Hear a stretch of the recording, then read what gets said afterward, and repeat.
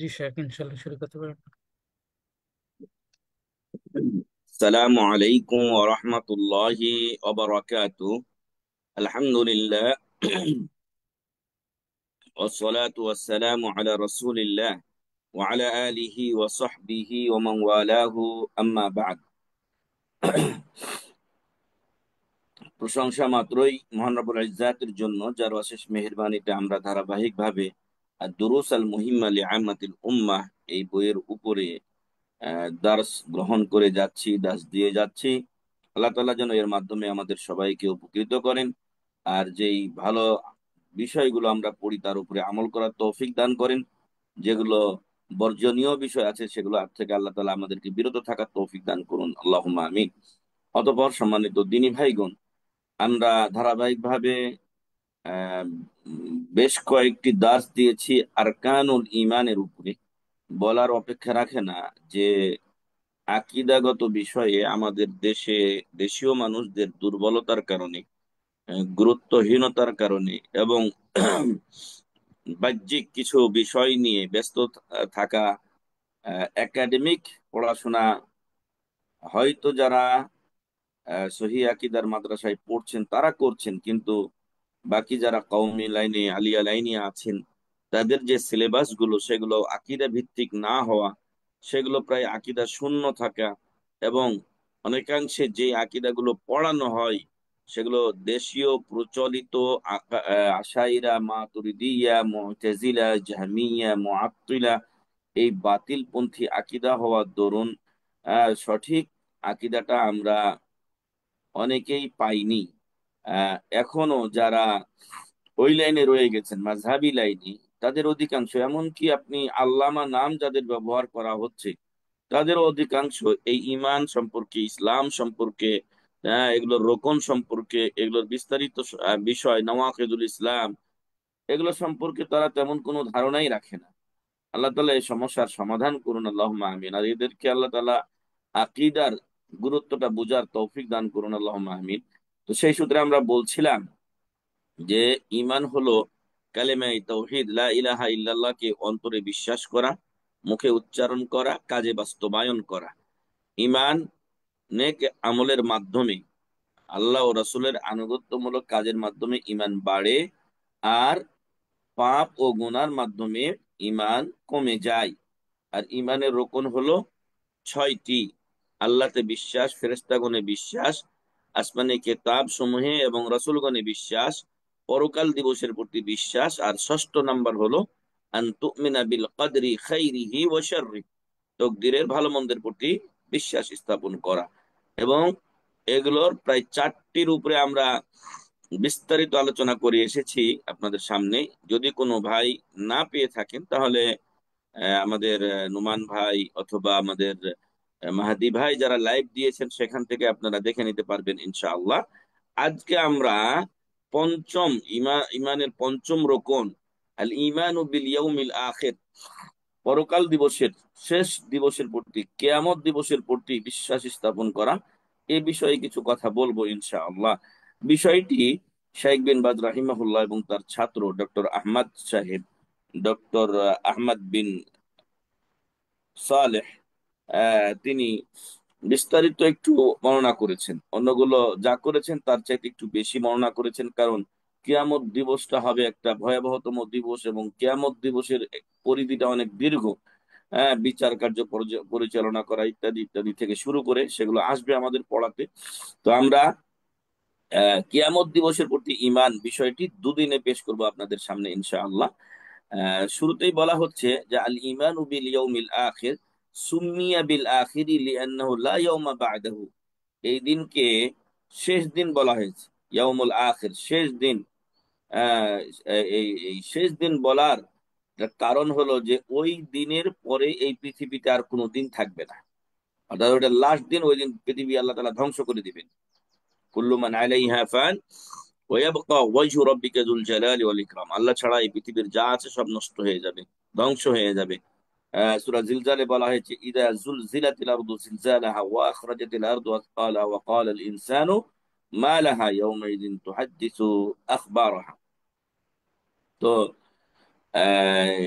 এই এই জমিন প্রকম্পিত করা হবে, জমিনের ভিতরে যা কিছু আছে জমিন তা বের করে দিবে, অসংখ্য কোটি কোটি লাশ, জীব জন্তু, মানুষের, এগুলো সব জমিন বের করে দিবে। আরো যা কিছু আছে, মানুষ যা কিছু গোপন রেখেছে এর ভিতরে, অথবা কোনো না কোনো সময় মহাপ্রলয় এগুলো চলে গেছে নিচে, সবগুলো জমিন বের করে দিবে। তো আহ সেই কঠিনতম দিন, লাস্ট দিন হবে পৃথিবীর। আর সেদিনের ভয়াবহতা হবে অত্যন্ত কঠিন। সূরা হজের প্রথম পৃষ্ঠা আপনারা এই জন্য পড়ে নিতে পারেন, যেখানে বলা হয়েছে ইয়াউমা তাযহালু কুল্লু মুরদিআতিন আম্মা আরদাআত ওয়া তাদাউ কুল্লু যাতি হামলিন হামলাহা ওয়া তারান নাসা সুকারা ওয়া মা হুম বিসুকারা ওয়ালাকিন্না আযাবাল্লাহি শাদীদ। প্রত্যেক দুগ্ধ দানকারিণী মা তার দুধের সন্তানকে বলে ভুলে যাবে, অথচ মা তার সন্তানকে দেখে তার প্রসব বেদনা সবকিছু ভুলে যায়। আর সেই মা কিয়ামতের দিন তার সন্তানকে ভুলে যাবেন। আর ওয়াতাদাউ কুল্লু যাতি হামলিন হামলাহা, যাদের গর্ভে সন্তান থাকবে সেই সন্তান অকাল গর্ভপাত ঘটে যাবে। ওয়াতারান নাসা সুকারা, তুমি মানুষকে দেখবে পাগলের মতো তারা দিক বেদিক ছুটাছুটি করছে। ওমা হুম বিসুকারা, কিন্তু তারা আসলে মাতাল নয়, তারা পাগল নয়। ওয়ালাকিন্না আযাবাল্লাহি শাদীদ, কিন্তু মহান রব্বুল আলামিনের আযাব অত্যন্ত কঠিন। ওই কঠিন আযাবের মধ্যে পড়ে সব মানুষ দিক বিদিক ছুটাছুটি করতে থাকবে। তো এই দিনের ব্যাপারে, এই দিনের উপরে অবশ্যই বিশ্বাস স্থাপন করতে হবে। যে ব্যক্তি এই দিনকে বিশ্বাস করবে না সে মুমিন হতে পারবে না। আর রাসূল সাল্লাল্লাহু আলাইহি সাল্লাম যেই সমাজে প্রেরিত হয়েছিলেন, তারা মূলত পরকাল দিবসটাকে অসম্ভব মনে করত। আর এজন্য প্রথম দিকে যে সকল সূরাগুলো মহান রব্বুল আলামিন নাজিল করেছেন, সেই সূরাগুলোতে কিয়ামত দিবসটাকে বারবার তাগাদা দেওয়া হয়েছে। এবং এটা হবে নিশ্চিত, এতে কোনো সন্দেহ নেই। সে বিষয়গুলো আল্লাহ তাআলা বারবার তাদেরকে বুঝিয়েছেন। এবং এদের কথা ছিল, এই কুরাইশ কাফেরদের কথা ছিল যে আইদা কুন্না ইদামান নাখিরা তিলকা ইদান কাররাতুন খাসিরা, যখন আমরা গলা পচা হাড্ডি হয়ে যাব, তখন কি করে আল্লাহ আমাদেরকে উঠাবেন? তখন তো আমাদের কোনো অস্তিত্ব থাকবে না। একটা হাস্যকর বিষয়। কিন্তু ওরা এটা খেয়াল করে না যে ওই আল্লাহ তাকে কোনো কোনো কিছু ছাড়াই সৃষ্টি করেছিলেন। এখন তো সে দুনিয়াতে 50 বছর 100 বছর জিন্দেগি যাপন করে গেল, এরপরে আল্লাহ তাআলা তাকে দ্বিতীয়বার সৃষ্টি করতে পারবেন না? অবশ্যই তার জন্য দ্বিতীয়বার সৃষ্টি করা আরো সহজ। আর আল্লাহর জন্য প্রথমবার, দ্বিতীয়বার, তৃতীয়বার এগুলো কোনো বিষয় না। ইযা আরাদাল্লাহু শাইআন আন ইয়াকুলা লাহু কুন ফায়াকুন। আল্লাহ তাআলা যখন কোনো জিনিস সৃষ্টি করতে চান, তখন তিনি শুধু বলেন হয়ে যাও, সাথে সাথে হয়ে যায়। অতএব পরকাল দিবস সংঘটিত হওয়া, মানুষ গলে পচে হাড্ডি হয়ে শেষ হয়ে যাওয়ার পরেও তাকে আবার পুনরুত্থিত করা, এটা আল্লাহ তাআলার কাছে কোনো ব্যাপারই না, আল্লাহর কাছে কোনো ব্যাপারই না। আর এই দিবসকে যদি কেউ বিশ্বাস করে কিন্তু তার জন্য আমল না করে, ওলামা ইকরাম বলছেন যে ও বিশ্বাস করে না, এটাই ধরে নিতে হবে। কারণ যদি সত্যিকার অর্থে সে পরকালকে বিশ্বাস করত, তাহলে অবশ্যই পরকালের জন্য সে আমল করত। আল্লাহ তাআলা কোরআনে বলছেন, সূরাতুল বাকারার শুরুতেই শেষের আয়াতে আল্লাহ প্রথম পৃষ্ঠায় বলছেন, ওয়াল্লাযীনা ইউমিনুনা বিমা উনজিলা ইলাইকা ওয়া মা উনজিলা মিন ক্বাবলিক। আর মুত্তাকি ও পরহেজগারদের অন্যতম গুণ হলো যেটা আপনার কাছে নাজিল করা হয়েছে তথা আল কোরআন, এবং আপনার পূর্বে যত আসমানি কিতাব নাজিল করা হয়েছে, তাওরাত, ইনজিল, জাবুর, সুহুফ ইব্রাহিম, মূসা, আরো অন্যান্য যে সহিফাগুলো অন্যান্য নবীদেরকে রাসূলদেরকে দেওয়া হয়েছিল, এগুলোর প্রতি তারা বিশ্বাস স্থাপন করে। ওয়াবিল আখিরাতি হুম ইউকিনুন, এবং পরকাল দিবসের প্রতি তারা দৃঢ় বিশ্বাসী। দৃঢ় বিশ্বাসী, কোনো টলে না। এত দৃঢ় বিশ্বাস, পৃথিবী আহ নষ্ট হয়ে যেতে পারে কিন্তু তাদের এই আকীদা নষ্ট হবে না যে একদিন পরকাল হবে এবং সেদিন সকল মানুষকে পুনরুত্থিত করা হবে, এবং সেদিন সকলের হিসাব নেওয়া হবে, এবং পরকালের বিভিন্ন বিষয় স্তর বাই স্তর সংগঠিত হবে, সেগুলোর ব্যাপারে তারা দৃঢ় বিশ্বাসী। এতে কোনো সন্দেহ তারা করে না। ওয়াল ঈমানু বিল ইয়াউমিল আখির ইয়াতাতাম্মান, আর পরকাল দিবসের প্রতি বিশ্বাস, এটা বেশ কিছু বিষয়কে শামিল করে, অন্তর্ভুক্ত করে। অর্থাৎ কিয়ামতের উপরে যখন আমি বিশ্বাস স্থাপন করব, তখন অটোমেটিকলি আমাকে বেশ কিছু বিষয় বিশ্বাস স্থাপন করতে হবে। তার মধ্যে এক নাম্বার হচ্ছে আল ইমানু বিল বা'সি বাদাল মাউত। আল ইমানু বিল বাসি বাদাল মউত, মৃত্যুর পরে আবারও আমাদেরকে পুনরায় কবর থেকে উঠানো হবে, হাসরের ময়দানে নিয়ে যাওয়া হবে, এই বিশ্বাস করতে হবে। আল্লাহ তাআলা বলছেন,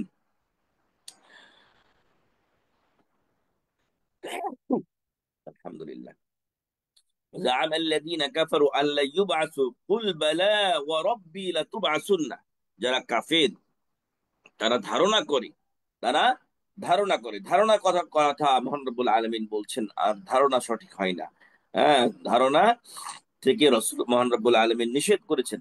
তিনি বলছেন, জাআমাল্লাযীনা কাফারু আল্লা ইউবআসু, তারা ধারণা করে, তারা মনে করে যে কখনোই তাদেরকে পুনরুত্থিত করা হবে না। কুল, তুমি বলে দাও, বালা ওয়া রব্বি লাতুবআসুন্না, অবশ্যই, আমার রবের শপথ, তোমাদেরকে অবশ্যই পুনরুত্থিত করা হবে, অবশ্যই অবশ্যই পুনরুত্থিত করা হবে। সূরাতুত তাগাবুন 7 নম্বর আয়াত। অন্য জায়গায় আল্লাহ তাআলা বলছেন, সুম্মা ইন্নাকুম বাদা যালিকা লামাইয়িতুন, অতঃপর তোমরা মৃত্যুবরণ করবে, ওয়া ইন্নাকুম ইয়াউমাল কিয়ামাতি তুবআসুন, এবং কিয়ামতের দিন তোমাদেরকে আবার পুনরায় উঠানো হবে। সেটা আদম আলাইহিস সালামের যুগের হোক, নূহ আলাইহিস সালামের যুগের হোক, ইব্রাহিম, মুসা, ঈসা, আরো কত জামানা আগে চলে গেছে, সবাইকে আল্লাহ তাআলা পুনরুত্থিত করবেন। এটা হলো আপনার সূরাতুল মুমিনুন 15 ও 16 নম্বর আয়াত। তাহলে এটা হলো 1 নম্বর বিষয়, পরকাল দিবসের প্রতি আমি বিশ্বাস স্থাপন করি। আমাকে 1 নম্বর বিশ্বাস স্থাপন করতে হবে যে সকল মানুষ যারা মারা গেছে, সবকিছুকেই, যারাই মারা গেছে তাদেরকে আবার আল্লাহ পুনরুত্থিত করবেন। 2 নম্বর, আল ঈমান বিল জাযাই ওয়াল হিসাব, এই বিশ্বাস স্থাপন করতে হবে যে যখন আল্লাহ আমাদেরকে পুনরুত্থিত করলেন, তখন আমাদের কি করবেন, কেন আমাদেরকে তিনি পুনরুত্থিত করলেন। সেদিন আমাদেরকে হিসাব নেবেন, আমরা যে দুনিয়াতে যে আমলগুলো করেছিলাম তার হিসাব মহান রব্বুল আলামিন নেবেন এবং তার বদলা দেবেন। আর এটাই আমরা সকলেই সূরাতুল ফাতিহাতে প্রত্যেক রাকাতে পড়ে থাকি, মালিক ইয়াউমিদ্দিন, বিচার দিবসের মালিক, বিচার দিবসের মালিক। অবশ্যই মহান রব্বুল আলামিন আহ সবার হিসাব নেবেন। এবং আল্লাহ তাআলা এক আয়াতে বলছেন যে, আফা হাসিবতুম আন্নামা খালাকনাকুম আবাসা ওয়া আন্নাকুম ইলাইনা লা তুরজাউন, তোমরা কি মনে করেছো যে আমি তোমাদেরকে অনর্থক সৃষ্টি করেছি, দুনিয়াতে খাবে, পেশাব পায়খানা করবে, আরাম আয়েশ আনন্দ ফুর্তি করবে আর মরে যাবে, শেষ?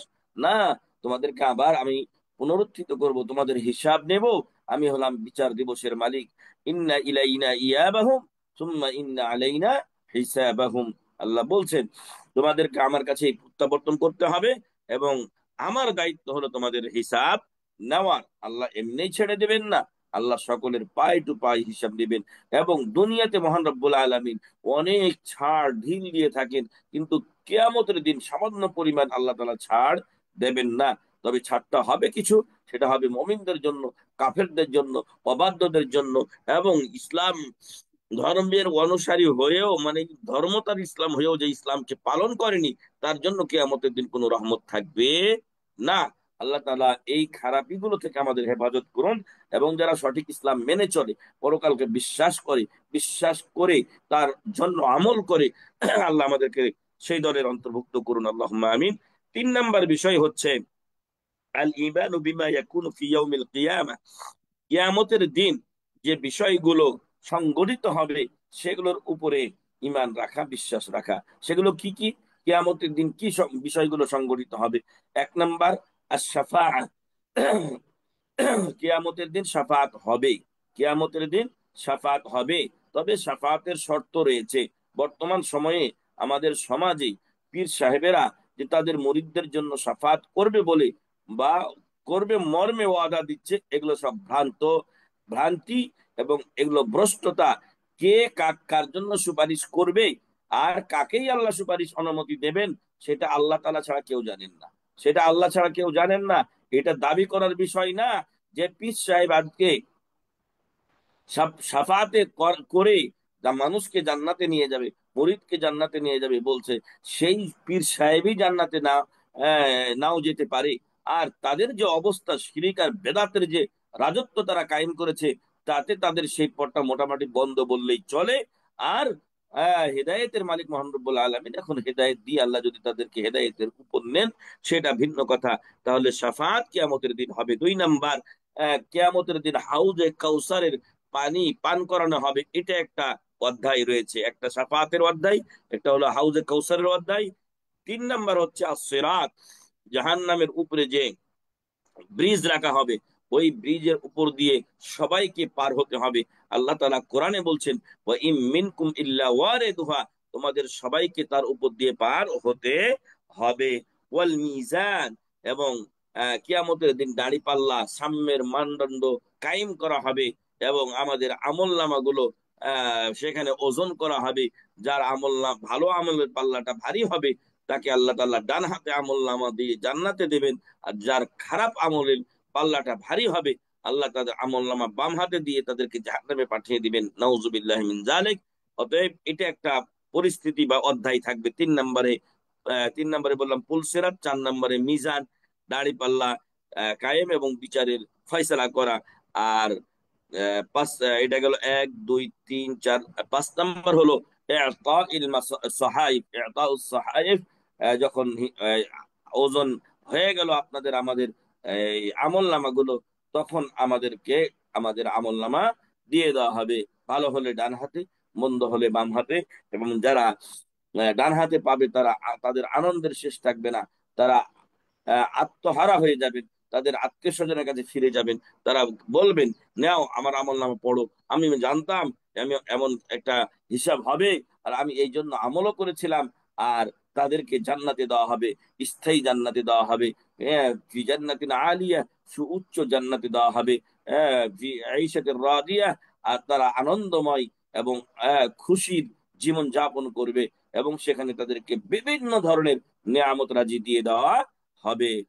তো এইখানে আমরা আজকে ছোট্ট করে একটি বিষয় শেষ করব, সেটা হলো ফাশ-শাফাআতুল্লাতী তাকাউ ইয়াউমাল কিয়ামা সিত্তু শাফাআত। কিয়ামতের দিন 6 ধরনের শাফাআত, এখানে শাইখ বলছেন যে 6 ধরনের শাফাআত কিয়ামতের দিন হবে। তার মধ্যে আশ-শাফাআতুল উযমা ফি আহলিল মাওকিফি হাত্তা ইউকদা বাইনাহুম, কিয়ামতের দিন সকল মানুষ তাদের গুনাহ পরিমাণ ঘামে নিমজ্জিত থাকবে, এবং সেদিন সকলের অবস্থা অত্যন্ত কঠিন হবে। সূর্য মাথার 1 মাইল উপরে থাকবে, এখন 9 কোটি মাইল দূরে সূর্য, এরপরেও আমাদের অবস্থা খারাপ হয়ে যায়। তা আর কিয়ামতের দিন আমাদের মাথার 1 মাইল উপরে সূর্যটা থাকবে, তখন কি অবস্থা হবে চিন্তা করুন। সবাই নিজ নিজ গুনাহ পরিমাণ ঘামে নিমজ্জিত থাকবে।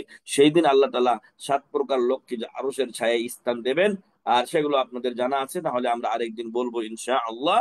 আর উম এই তখন মানুষজন চিন্তা করবে যে জান্নাত আর জাহান্নামের যে ফয়সালাই হোক না কেন, অন্তত এই যে কঠিন পরিস্থিতিতে আমরা দীর্ঘ সময় ধরে রয়েছি, এই কষ্ট থেকে আমরা একটু বাঁচার জন্য চেষ্টা করি। সবাই যাবেন আদম আলাইহিস সালামের কাছে, তিনি অপারগতা প্রকাশ করবেন। এমনই ভাবে নূহ, ইব্রাহিম, মুসা, ঈসা আলাইহিমুস সালাতু ওয়াস সালাম, সবাই যখন আল্লাহ তাআলার কাছে হিসাব শুরু করার জন্য শাফাআত করতে অপারগতা প্রকাশ করবেন, তখন সবাই যাবেন, এবং ঈসা আলাইহিস সালাম শেষ বারের মতো তাদেরকে বলবেন, যারা তার কাছে যাবেন, তারা তাদেরকে বলবেন যে ইয়ো তো মুহাম্মাদান সাল্লাল্লাহু আলাইহি ওয়াসাল্লাম, তোমরা মুহাম্মদ সাল্লাল্লাহু আলাইহি ওয়াসাল্লামের কাছে যাও। সবাই মুহাম্মদ সাল্লাল্লাহু আলাইহি ওয়াসাল্লামের কাছে যাবেন, এবং মুহাম্মদ সাল্লাল্লাহু আলাইহি ওয়াসাল্লাম সকলের জন্য শাফাআত করবেন, সাজদায় পড়ে যাবেন, ইত্যাদি ইত্যাদি লম্বা কাহিনী আছে সেখানে। তো রাসূল সাল্লাল্লাহু আলাইহি ওয়াসাল্লাম সকল উম্মতের হিসাব শুরু করার জন্য আল্লাহর কাছে যে শাফাআত করবেন, সেই শাফাআতটাকে বলা হয়েছে শাফাআতে উজমা, সবচাইতে বড় শাফাআত, সবচাইতে বড় শাফাআত। আর এটাই হলো মাকামে মাহমুদ, যেটা আপনারা আজানের দোয়াতে পড়েন, ওয়াবআসহু মাকামান মাহমুদান আল্লাযী ওয়া'আদতা। এ হলো সেই প্রশংসিত মর্যাদাপূর্ণ স্থান, যেখানে মুহাম্মদ সাল্লাল্লাহু আলাইহি ওয়াসাল্লামকে আল্লাহ অধিষ্ঠিত করবেন। সকল নবী যখন অপারগতা প্রকাশ করবেন, তখন প্রিয় হাবিব মুহাম্মদ সাল্লাল্লাহু আলাইহি ওয়াসাল্লাম, তিনি আপনাদের আমাদের এবং সকল উম্মাতের, আদম আলাইহিস সালাম থেকে শুরু করে মুহাম্মদ সাল্লাল্লাহু আলাইহি ওয়াসাল্লামের উম্মত পর্যন্ত সকলের হিসাব শুরু করার জন্য তিনি আল্লাহর কাছে শাফাআত করবেন। 2 নাম্বার, আশ-শাফাআতু ফি আহলিল জান্নাতি হাত্তা ইয়াদখুলুহা, জান্নাতি যারা হলো সিদ্ধান্ত, এদেরকে জান্নাতে প্রবেশের ব্যাপারে রাসূল সাল্লাল্লাহু আলাইহি ওয়াসাল্লাম শাফাআত করবেন। 3 নাম্বার, রাসূল সাল্লাল্লাহু আলাইহি ওয়াসাল্লাম শাফাআত করবেন তার আপন চাচা আবু তালেবের জন্য, কারণ আবু তালেব রাসূল সাল্লাল্লাহু আলাইহি ওয়াসাল্লাম অনেক অনেক উপকার করেছিলেন। না হলে এই ইসলাম, আল্লাহ তো এটাকে বিজয়ী করবেন, কিন্তু মানবিক যে একটা সাহায্য সহযোগিতা দরকার ছিল, অমুসলিম হওয়া সত্ত্বেও আবু তালেব করেছিলেন।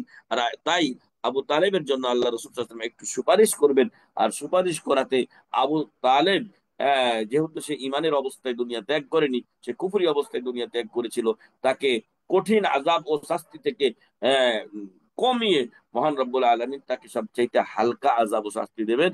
আর সেটা হলো দুইটা জাহান্নামের জুতা তার পায়ের নিচে পরিয়ে দেওয়া হবে।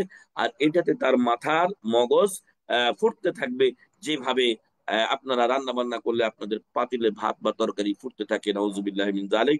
4 নাম্বার, এই তিনটা, 1, 2, 3, এই তিনটা আমাদের নবীর জন্য খাস।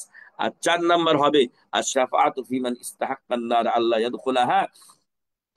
কিছু লোক জাহান্নামে যাওয়ার উপযোগী হয়ে গেছে, কিছু পাপ আছে, তার ভালো নেক আমলও আছে, তো এই এদের, তাদের তাওহীদ ছিল, এদের ব্যাপারে সুপারিশ হবে যে আল্লাহ যেন তাদেরকে জাহান্নামে না দিয়ে জান্নাতে দিয়ে দেন। এবং 5 নম্বরে হবে আর শাফাআতু ফিমান দাখালান নার আইন ইউখরাজা মিনহা। যারা জাহান্নামে চলে গেছে তাদেরকে জাহান্নাম থেকে বের করার ব্যাপারে শাফাআত হবে। 6 নাম্বার আর শাফাআতু ফি রাফঈ দারাজাতি আহলিল জান্নাহ। রাসূল সাল্লাল্লাহু আলাইহি ওয়াসাল্লাম শাফাআত করবেন, অন্যান্যরা শাফাআত করবেন মুমিন যারা আছে, জান্নাতে যারা গেছেন, তাদের মর্যাদা উঁচু করার জন্য। এরপর বলা হচ্ছে এখানে, এই কথাটা খুবই গুরুত্বপূর্ণ যা এতক্ষণ বলেছি তার থেকেও, সেটা হলো শারতু শাফাআ। শাফাআতের শর্ত হলো ইদনুল্লাহে লিশাফিঈ আন ইয়াশফা। যে ব্যক্তি সুপারিশ করবেন, আল্লাহর পক্ষ থেকে তার জন্য অনুমতি লাগবে যে মাহদি, মুহাম্মদ, মুখলিস, নোমান বা অমুক অমুক তুমি কি করো, শাফাত করো। যাকে আল্লাহ অনুমতি দেবেন তিনি শাফাত করতে পারবেন। ওয়ারিদাহু আনিল মাশফু। এবং যার জন্য শাফাত করতে বলবেন তার জন্য করতে পারবেন, সবার জন্য নয়। তাহলে এখন বর্তমান সময়ে যে আমভাবে যারা ওয়াদা করছে যে আমরা, কি আমাদের পীর সাহেব কিয়ামতের দিন জাহাজ নিয়ে রওনা হবেন, যারা আমাদের দলে থাকবে তাদেরকে নিয়ে দাদা হুজুর জান্নাতে চলে যাবে, ভণ্ডামি ছাড়া আর কিচ্ছু না, মিথ্যাবাদী, তাদের যে কি অবস্থা হবে সেই দিন কোনো খবর থাকবে না। আল্লাহ তাআলা সূরা আবাসায় বলেছেন, সবাই সবার কাছ থেকে পলায়ন করবে। পীর সাহেব তার বাপ মার কাছ থেকে পলায়ন করবে, তার স্ত্রীর কাছ থেকে পলায়ন করবে, আর আপনার জন্য সুপারিশ করবে। পীর সাহেবের জন্য কে সুপারিশ করবে সেটা আগে খোঁজা দরকার। আর পীর সাহেবদের যে অবস্থা আমি শুরুতে বলেছি, শিরক আর বেদাতের আড্ডাখানার রাজা তারা। আর এরকম যদি হয় অবস্থা, তাহলে তার 12টা বেজে যাবে, আর শাফাত তো বহু দূরের কথা। আল্লাহ যেন আমাদেরকে এই বিষয়গুলো বোঝার এবং সঠিকভাবে তার উপরে আমল করার তৌফিক দান করেন, আল্লাহুম্মা আমিন। তো শেষ কথা যেটা বলছিলাম গুরুত্বপূর্ণ, শাফাতের শর্ত হলো যা, যিনি সুপারিশ করবেন আল্লাহর পক্ষ থেকে তার জন্য অনুমতি লাগবে। সবাই অনুমতি পাবে না, যারা অনুমতি পাবেন, 1 নাম্বার ওরা নির্ধারিত হবে যে হ্যাঁ অমুক ব্যক্তিকে অনুমতি দেওয়া হয়েছে। এবং যার তার জন্য সুপারিশ করতে পারবে না, ওই যার জন্য তাকে অনুমতি দেওয়া হবে, তুমি এই ব্যক্তির জন্য শাফাআত করো, আমি শাফাআতটা কবুল করে ওকে জান্নাতে দেব, ওই ব্যক্তির জন্যই করতে পারবে, অন্যের জন্য নয়। আগে জান্নাতে যাওয়া দরকার, আর শাফাআত করা তো বহুত দূরের কথা।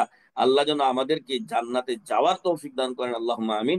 এবং এটাতে কোনো দোষণীয় বিষয় নয় যে আল্লাহ যেন আমাদেরকেও সুপারিশ করার যোগ্যতা দান করেন, আল্লাহুম্মা আমিন। এই ছিল আজকে আমাদের আলোচনা, আরো লম্বা একটু আলোচনা থেকে গেল, আগামী দার্সে আমরা ইনশাআল্লাহ শেষ করতে পারলে করব, না হলে হয়তো পরে আমাদেরকে করতে হবে। আল্লাহ যেন আপনাদের আমাদের সবাইকে ভালো রাখেন, কিয়ামতের জন্য, পরকালের জন্য, শেষ দিবসের জন্য পর্যাপ্ত পরিমাণ পাথেয় এবং পুঁজি ও আমল সংগ্রহ করার আল্লাহ আমাদেরকে তৌফিক দান করুন, আল্লাহুম্মা আমিন। জাযাকুমুল্লাহু খাইরান। সুবহানাকা আল্লাহুম্মা ওয়া বিহামদিকা আশহাদু আল লা ইলাহা ইল্লা আনতা আস্তাগফিরুকা ওয়া আতুবু ইলাইক। আসসালামু আলাইকুম ওয়া রাহমাতুল্লাহি ওয়া বারাকাতুহু। ওয়ালাইকুম আসসালাম ওয়া রাহমাতুল্লাহি ওয়া বারাকাতুহু। তো কোনো ভাইয়ের কোনো কোশ্চেন আছে?